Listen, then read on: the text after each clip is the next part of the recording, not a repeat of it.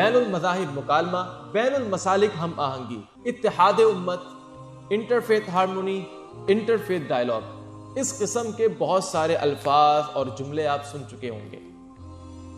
بنیادی طور پر اتحاد کا مطلب کیا ہے؟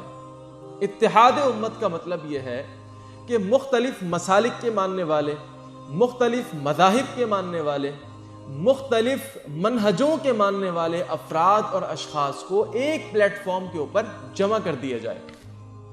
کیا اس کا مطلب یہ ہے کہ آپ اپنا مسلک چھوڑ کر سامنے والے کا مسلک قبول کر لیں؟ نو۔ کیا اس کا مطلب یہ ہے کہ آپ اپنا مذہب چھوڑ کر سامنے والے کا مذہب قبول کر لیں یا اپنا منہج چھوڑ کر سامنے والے کا منہج قبول کر لیں؟ ہرگز ایسا نہیں ہے۔ اس اتحاد کا مطلب یہ ہے کہ آپ ایک پلیٹ فارم پر رہتے ہوئے ایک دوسرے کو برداشت کریں، اپنے اندر تحمل، عاجزی، انکساری اور محبت کا رویہ پیدا کریں۔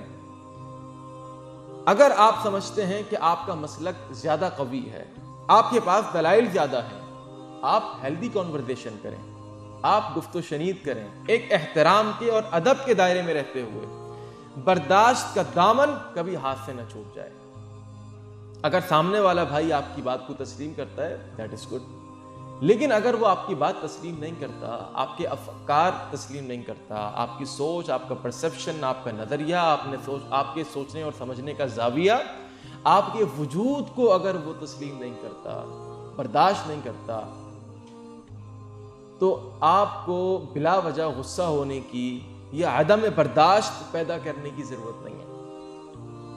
آپ محبت کا پیغام دیتے رہیں اور ان کے ساتھ محبت کا رویہ قائم رکھیں، تمام مسالک کے ساتھ، تمام مذاہب کے ساتھ، تمام منہجوں کو فالو کرنے والے افراد اور اشخاص کے ساتھ محبت کا، الفت کا آپ رویہ اختیار کریں، اور ایک پلیٹ فارم کے اوپر قومی مفاد کے لیے، امت کے مفاد کے لیے، ختم نبوت کے لیے ایک پلیٹ فارم کے اوپر متحد ہو جائیں، متفق ہو جائیں۔